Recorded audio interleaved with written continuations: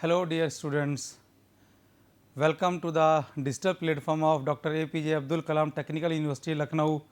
We are discussing the subject power plant engineering. We are discussing 5th unit. So, today we will discuss the power plant economics.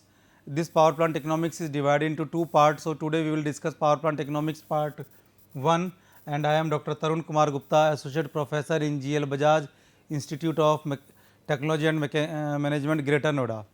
Right.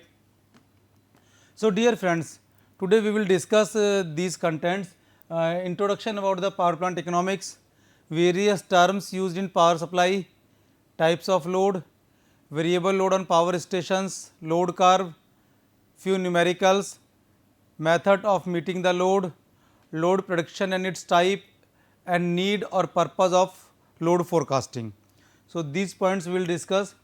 So, let us say about introduction. In all the industries, economics means finance. Economics plays an important role. In power plant engineering, economics of power system use certain well established techniques for choosing the most suitable system. The design of power plant must be on the basis of most economical conditions, not on the most efficient condition. ध्यान रखिए friends, बहुत important बात मैं बता रहा हूँ यहाँ पर आपको कि आप, because our subject is power plant, so I am talking about the only power plant. So the design of the power plant always must be on the basis of most economical conditions. But unfortunately हम लोग करते क्या हैं, we are designing on the based of efficient conditions. Friends, efficiency अलग चीज़ है, finance अलग चीज़ है. Because whenever we are starting any industry, whether it is state, whether it is run by government or run by private players, so profit is the main basis in the design of any plant and its effectiveness is always measured financially. कि जब भी हम कहते हैं कि हमारी company बहुत अच्छी चल रही है, हमारा प्लांट बहुत अच्छा रन कर रहा है, तो सीधा सीधा सवाल ये होता है कि कितना प्रॉफिट दे रहा है भाई. हम कहते हैं प्रॉफिट नहीं दे रहा, उल्टा हमारी जेब से हर साल 10 करोड़ 15 करोड़ रुपया लग रहा है, तो कहते हैं फिर क्या अच्छा चल रहा है. So whenever we are talking about the effectiveness, we are talking about the anything of the plant, we always measured financially. The main purpose of design and operation of the plant is to bring the cost of energy produce to the minimum. Among many factors, the efficiency of the plant is one of the factors that determine the energy cost. Unfortunately, the most thermally efficient plants are not economic. Now, various terms used in power supply, जैसे एक term, जैसे first term है connected load. अब what is connected load? Connected load on any system or part of a system is the combined continuous rating of all the receiving apparatus on consumer premises which is connected to the system or part of the system under consideration. Means जो transformers, अगर हम मान लीजिए let's say we are taking an example of transformer, we are supplying the load from the transformer. So transformer से जो load supply किया जा रहा है वो किस किस अप्लायंसेज में यूज़ हो रहा है, कितने अप्लायंसेज ऑन है, that is connected load. Demand की अगर हम बात करते हैं, सेकेंड टर्म है demand. The demand of an installation और system is the load that is drawn from the source of supply at the receiving terminal averaged over a suitable and specified interval of time. Right. Design is always expressed in kilowatt ampere or other some suitable units. Next one is maximum demand or peak load. अभी ये तो थी demand, अब maximum demand और peak load. Maximum demand of an installation और system is the greatest of all the demands that have occurred during a given period. It is determined by measurement according to specification over prescribed interval of time. Next की बात करते हैं. Next is a demand factor. अगर आप देखें तो this is a demand factor.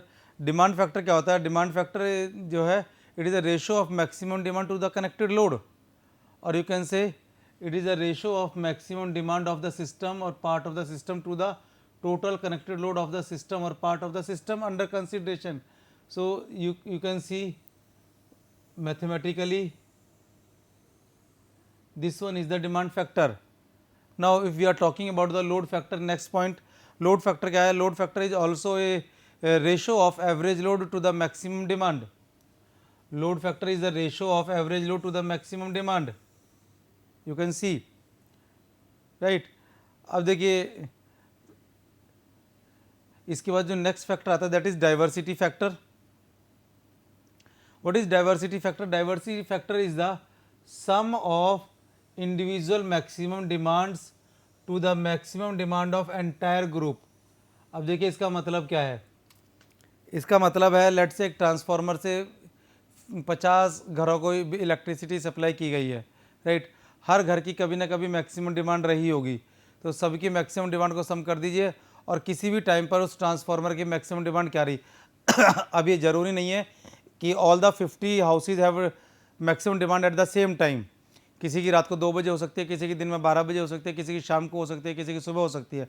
सबकी maximum demand को आपने ऐड किया और ट्रांसफार्मर पर कब मैक्सिमम डिमांड रही, ये एंटायर ग्रुप की डिमांड रहेगी. Now next is utilization factor. Utilization factor is defined as the ratio of maximum generated demand to the generating capacity. इसके बाद प्लांट कैपेसिटी फैक्टर की बात करते हैं अगर हम. सो प्लांट कैपेसिटी फैक्टर क्या है? Plant capacity factor is ratio of actual energy produced in kilowatt hour to the maximum possible energy that could have been produced during the same period. ध्यान रखिए प्लांट कैपेसिटी क्या है कि कितनी energy produce हुई और कितनी एनर्जी प्रोड्यूस हम कर सकते थे लेकिन कर नहीं पाए. इसके बाद प्लांट यूज फैक्टर की बात करते हैं. प्लांट यूज फैक्टर क्या है? It is defined as the ratio of energy produce in a given time to the maximum possible energy that could have been produce during actual number of hours of the plant was in operation. जो ये line पहले नहीं थी. Plant capacity और plant use factor में केवल क्या difference है? Actual number of hours the plant was in operation. So this is the only difference. इसलिए अगर आप देखेंगे यहाँ पर हमने टी लिखा है, यहाँ पर आप देखिए यहाँ पर मैंने टी लिखा है, यहाँ पर टी डैश लिखा है. सो टी का मीनिंग अगर आप देखें total number of hours in the given period, और यहाँ पर actual number of hour the plant has been in operation. Means अगर किसी भी रीजन से प्लांट को बंद किया गया है मशीन मेंटेनेंस के चक्कर में, या लंच टाइम हो गया है, या वर्कर्स आर नॉट अवेलेबल, सो उस टाइम को यहाँ पर काउंट नहीं करना है अपने प्लांट यूज फैक्टर में. डियर फ्रेंड्स, अब बात करेंगे टाइप्स ऑफ लोड की, right. So all the loads can be divide into 6 types. तो ये 6 टाइप्स के लोड हमने यहाँ पर डिफाइन किए हुए हैं. First one is the residential load, the load which is used in house holds like domestic light, power required for domestic appliances like television, power heater, refrigerator, even we can say air conditioner also. So this type of load is known as residential load. इसके बाद बात करते हैं commercial load की. Commercial load जो है, commercial load जो commercial purpose के लिए यूज़ होता है, जैसे it is used for lighting of shops, advertisement boards आपने देखे होंगे जगह जगह. So advertisement and electrical appliances used in shops, restaurant etcetera. Next हम बात करेंगे इंडस्ट्रियल लोड की. सो इंडस्ट्रियल लोड क्या है कि जो इंडस्ट्री में यूज़ हो रहा है to run the various machines. So it consist of the load demand of various industries. एक और लोड हमने यहाँ पे इंट्रोड्यूस किया हुआ है म्यूनिसिपल लोड, जो पहले शायद आपने ना सुना हो. म्यूनिसिपल लोड क्या है? म्यूनिसिपल लोड है जो किसी भी सिटी की म्यूनिसिपैलिटीज़ यूज़ करती हैं for various purposes like street lighting, power required for water supply, for drainage purpose etc. One load is irrigation load which is used in irrigation. Irrigation means the load required to pump the water or to load the required which can supply the water to the agriculture land or field. एक traction load और यहाँ पर introduce किया गया है.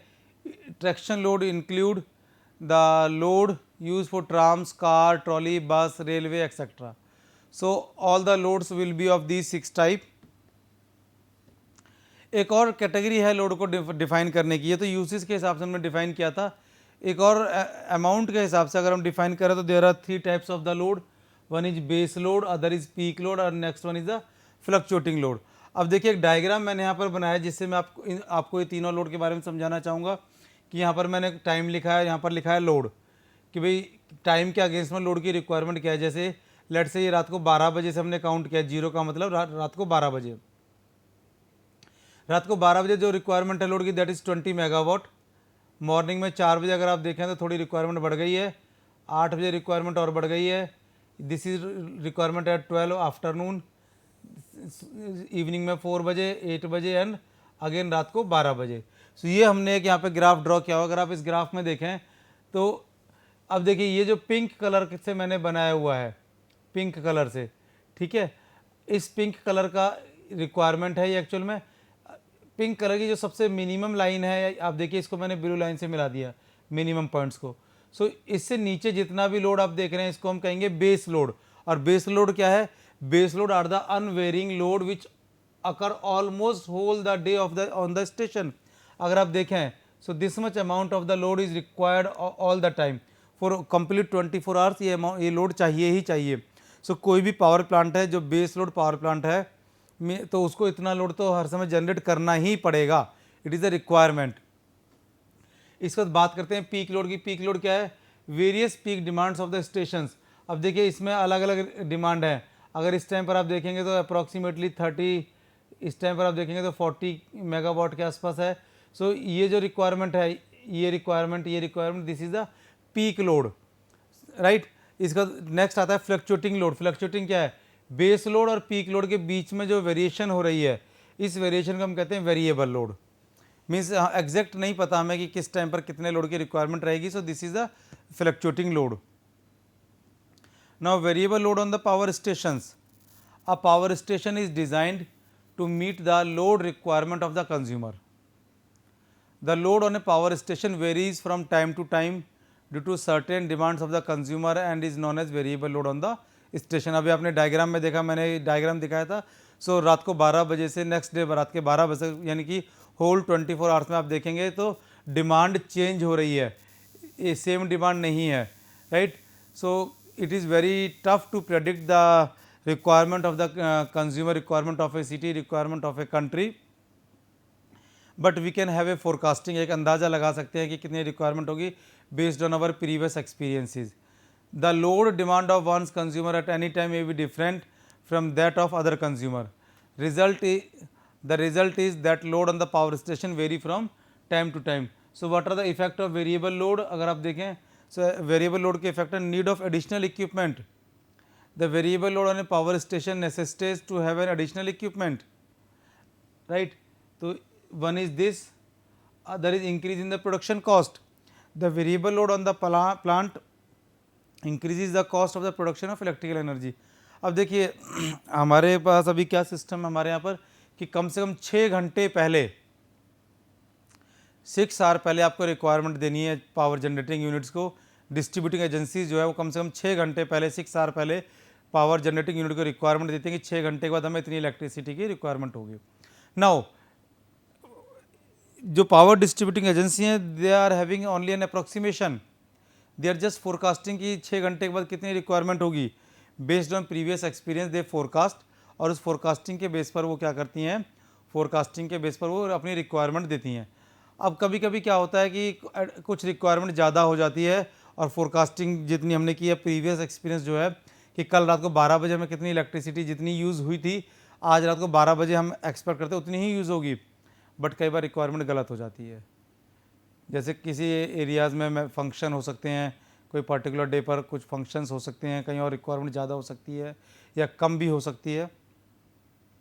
सो इसीलिए forecasting थोड़ा सा गड़बड़ हो सकती है। इसके बाद बात करते हैं लोड कर्व की। The curve showing the variation of load on the power station with respect to time is known as load curve. अभी मैं आपको एक लोड कर्व दिखाऊंगा, कुछ न्यूमेरिकल हम लोग डिस्कस करेंगे, उसमें एक लोड कर्व का भी न्यूमेरिकल हम लोग डिस्कस करेंगे। The load on a power station is never constant, it varies from time to time.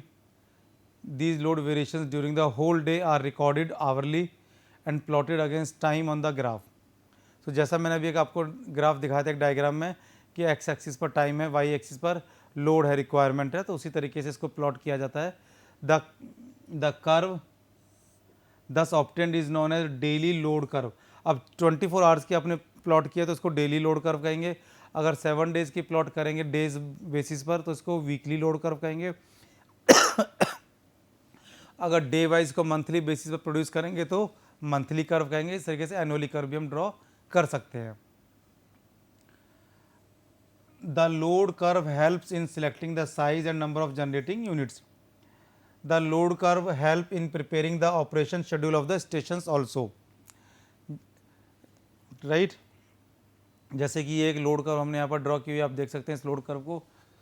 लिखा है मिडनाइट, रात के 12 बजे से लेकर के नेक्स्ट डे रात के 12 बजे तक 24 आवर यानी 24 घंटे की लोड कर्व हमने दिखाई हुई है। रात को 2 बजे, 4 बजे, 6, 8 and so on. This is the load in the megawatt, right. So zero से शुरू किया, दिस इज़ 0 मेगावाट, 2, 4, 6, 8 एंड 10। अगर आप देखें रात के 12 बजे requirement is approximately 1 megawatt, right. So this requirement is going to be increase, आप देख सकते हैं। तो लगभग मॉर्निंग में 7 बजे रिक्वायरमेंट काफ़ी ज़्यादा है, it is more than 4 megawatt. इसके बाद फिर से डाउन होनी शुरू हुई, फिर इंक्रीज़ होनी शुरू हुई, और अगर आप देखें तो अप्रॉक्सीमेटली इवनिंग में 6:30 बजे के आसपास, 6, 6:30 बजे के आसपास this requirement is maximum, that is 6 megawatt, और फिर से रिक्वायरमेंट कम होने लगी, right. So this is a daily load curve जो आपको डेली का दिखा रही है कि एक दिन में क्या रिक्वायरमेंट यहाँ पर रही है, ठीक है। अब फ्रेंड्स कुछ न्यूमेरिकल हम सोल्व करने की कोशिश करेंगे। आप लोग क्या करें कि न्यूमेरिकली केवल स्टेटमेंट यहाँ से देखें और इसका सॉल्यूशन यहाँ से ना देखें। सो आप देखिए, जैसे फर्स्ट न्यूमेरिकल मैंने बहुत सिंपल न्यूमेरिकल लिखा है, the maximum demand on power station is 100 megawatt if the annual load factor is 40%, calculate total energy generated in a year. अब देखिए रिक्वायरमेंट कितनी है, डिमांड कितनी है, 100 मेगावाट। हम कोशिश करते हैं कि किलोवाट में इसको यूज़ करें। सो इसको किलोवाट में कन्वर्ट किया हमने। एनर्जी जनरेटेड पर ईयर क्या होगी, maximum demand multiply by load factor into number of hours in a year. अब ये याद रख लीजिए, number of hours in a year जो मैंने ये लिखा हुआ है, इट इज़ 8760। एक साल में कितने घंटे होते हैं, 8760। 8760 hours are number of hours in a week. ये याद रख लीजिए, न्यूमेरिकल्स में ये फिगर बहुत बार यूज़ होगी। Maximum demand is 100 into 10⁻³ kilowatt, load factor is 40% and number of hours. So whenever you will make the calculation, this will be the energy generated per year, ठीक है। सो इसको हम क्या कहेंगे, इसको हम कहेंगे 100 मेगावाट का प्लांट है, ठीक है। उसका नेक्स्ट एग्जांपल है, a generating station has a connected load of 43 megawatt and a maximum demand of 20 megawatt, the units generated being 61.5 megawatt per annum. Calculate the demand factor and load factor. So दो चीज़ें निकालनी है, demand factor as well as load factor. तो demand factor क्या है, maximum generated to the connected load. अब maximum generated कितना है, मैक्सिमम डिमांड कितनी है आपकी 20 मेगावाट, और जनरेटेड कितना हो रहा है 43 मेगावाट। सो डिमांड फैक्टर कितना हुआ 46.5%, मीन्स जितना हम जनरेट करें उसकी 46.5% ही डिमांड है। नाउ लोड फैक्टर का अगर हम निकालेंगे, लोड फैक्टर के लिए हमें चाहिए एवरेज डिमांड और to the maximum demand. Maximum demand हमारे पास है 20 मेगावाट। अब एवरेज डिमांड आपको चाहिए, what is average demand. Average demand कैसे निकालेंगे, देखिए एवरेज डिमांड हमारे पास यहाँ दिया हुआ 43 megawatt, right. So average demand है unit generated per annum to the number of hours in a year, ठीक है। सो यूनिट जनरेटेड कितनी है पर एनम 61.5 मेगावाट। सो 61.5 मेगावाट आपने लिखा, मेगावाट है तो 10⁻⁶ किया, divide by number of hours in a week. मैंने कहा इसको याद कर लीजिए। So it is the per hour, ये आ गया। So average demand per hour हमने लिखा, this divide by this. So load factor is 35.1, 35.1% is the load factor, right. Similarly next there is an example, a 100 megawatt power station delivers 100 megawatt for 2 hours, 50 megawatt for 6 hours and is shut down for the rest of each day. It is also shut down for maintenance for 45 days in each year. Calculate annual load factor. तो अब देखें energy supplied for each working day. So 100 megawatt for 2 hour, 50 megawatt for 6 hour. So एक working day के लिए कितनी energy supply करेगा ये 500 megawatt our. और ऑपरेट कितने दिन के लिए हो रहा है ये, एक साल में अगर आप देखें 45 डेज हटा दीजिए, 320 डेज़ के लिए। सो एक दिन में इतनी एनर्जी जनरेट हुई, 320 डेज में कितनी एनर्जी जनरेट होगी per year. So this will be the per year. Now annual load factor, energy supplied per annum to the maximum demand in megawatt into working hour. So 1,60,000 divide by 100 megawatt is the maximum demand, लिखा हुआ है हमने। 100 megawatt का power station है and 8760, so total is 20.8 is the average load factor. Next numerical, a generating station has a maximum demand of 25 megawatt, a load factor is 60%, plant capacity factor is 50%. Find the reserve capacity of the plant and daily energy produced. अब देखिए plant capacity अगर आपने निकालना है, सबसे पहला क्या कहा है, plant capacity, right. Reserve capacity आपने निकालनी है. तो कैसे निकालेंगे, देखिए सबसे पहले आप लोड फैक्टर दिया हुआ आपको 60%. लोड फैक्टर क्या होता है, average demand to the maximum demand. Maximum demand is given, so average demand आपने निकाल ली. Now plant capacity factor is given 50%. So plant capacity factor क्या होता है, average demand by plant capacity, right. और प्लांट कैपेसिटी आपने अगर निकालनी है तो average demand by plant capacity factor. So plant capacity factor is 50% and average demand is, आप कैलकुलेशन कर लिया हमने 15 megawatt. So plant capacity is 30 megawatt और डिमांड कितनी है 5 मेगावाट. सो रिजर्व कैपेसिटी कितनी हो गई हमारी, डिमांड है 25 मेगावाट और रिक्वायरमेंट हमारी कैपेसिटी है 30 मेगावाट. सो plant reserve capacity 5 megawatt. Okay.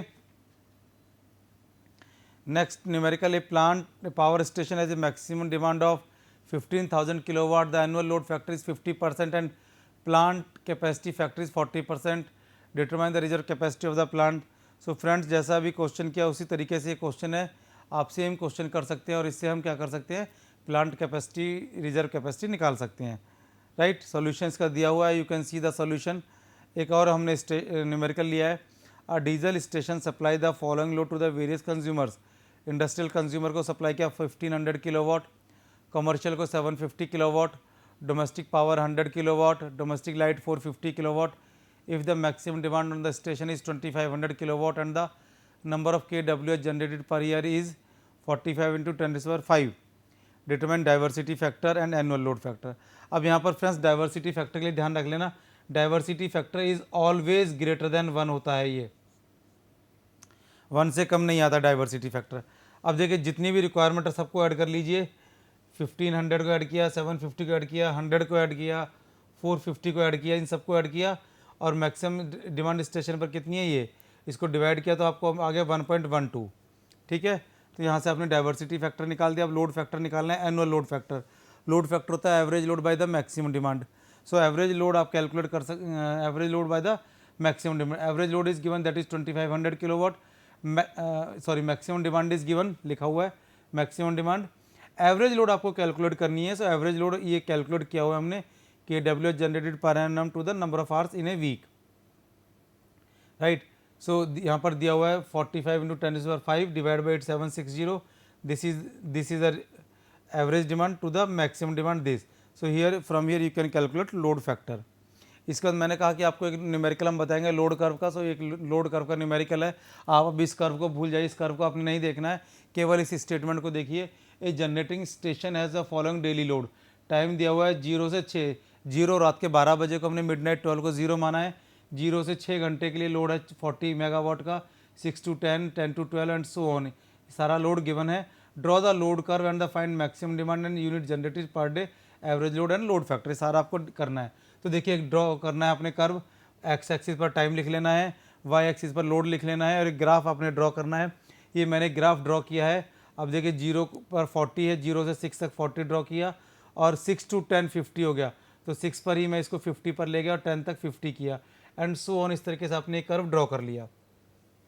ठीक है. इसके नीचे की आपको सारी रिक्वायरमेंट है, ये ध्यान रखना.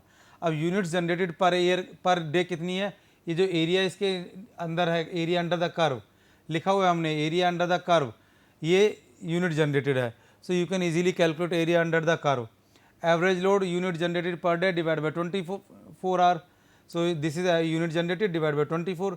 और लोड फैक्टर की बात करते हैं तो average load by the maximum demand. अगर आप देखें तो इस डायग्राम में देख लें या इसमें देख लें, मैक्सिमम डिमांड कितनी है, ये this is 70 megawatt is the maximum demand. और एवरेज लोड यहाँ से आपने कैलकुलेट किया है. So from here you can calculate load factor. Now method of meeting the load. Load factor को कैसे मीट कर सकते हैं. In order to achieve overall economy the best method to meet the load is to interconnect to different power station. अभी क्या करते हैं, यहाँ पर हम दो तरह के पावर स्टेशन लेते हैं. आप देखिए डायग्राम मैंने बनाया हुआ है. अगर आप देखें सिंगल हैशिंग को हाइड्रो से रिप्रेजेंट किया, हाइड्रो पावर प्लांट से, और डबल हैशिंग को स्टीम पावर प्लांट से हमने यहाँ पर डिफाइन किया हुआ है. अगर आप देखें इस केस में कि अब देखिए दो हमने यहाँ पर बनाए हुए हैं. अब देखिए The interconnection of steam and hydro station is beautiful illustration to meet the load. When water is available in sufficient quantity in summer and in rainy season, the hydroelectric power plant used to carry the base load. तो देखिए in summer season में क्या है, summer season में ये base load है, base load में हमने क्या करा है, अब देखिए हाइड्रो पावर प्लांट को यूज़ किया है, और फ्लक्चुएटिंग लोड के लिए या पीक लोड के लिए हमने स्टीम पावर प्लांट को यूज़ किया, सो दैट फॉसिल फ्यूल कम से कम यूज़ हो. Now whenever there is deficiency of the water, as in case of the winter, water is less available in rivers. यहाँ पर लिखा हुआ है हमने लो फ्लो डेज, राइट. सो देखिए लो फ्लो डेज में हमने क्या किया, थर्मल पावर प्लांट को यानी स्टीम पावर प्लांट को, कोल बेस्ड पावर प्लांट को बेस लोड में यूज़ किया, और फ्लक्चुएशन के लिए पीक लोड के लिए हमने hydro electric power plant use किया. So by this way you can meet the load. अब लोड प्रोडक्शन की हमने बात की थी डियर फ्रेंड. लोड प्रोडक्शन क्या है, electrical energy has to be generated whenever there is a demand, right. So हम क्या करते हैं, हम हमेशा फोरकास्ट करते हैं. फोरकास्ट मीन्स एस्टिमेशन करते हैं कि कितनी रिक्वायरमेंट होगी, और मैंने बताया कि 6 घंटे पहले कम से कम आपको जनरेटिंग यूनिट को रिक्वायरमेंट देनी है. सो ये जो फोरकास्टिंग है, it is based on certain experiences, certain calculations.